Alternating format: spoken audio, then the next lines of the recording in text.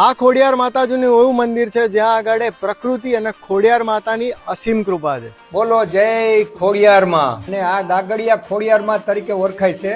હિરણ નદીને કાંઠે આ મંદિર આવેલું છે અને સાત માતાજી આ ગુનાની અંદર બિરાજે છે હાલમાં.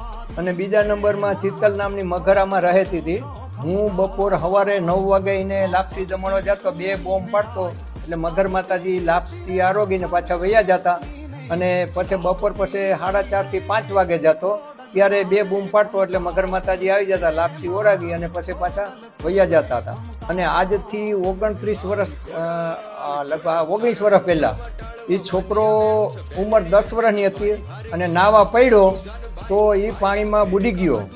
તો 10 મિનિટ થઈ તો મગર માતાજી લઈને એને આ ચિત્તલ માતાજી છે બહાર લઈ આવ્યા. બોલો જય ખોડિયારમાં. તો આજે જ આ ખોડિયાર માતાજીના ચમત્કારી મંદિરના દર્શન કરવા પહોંચી જજો.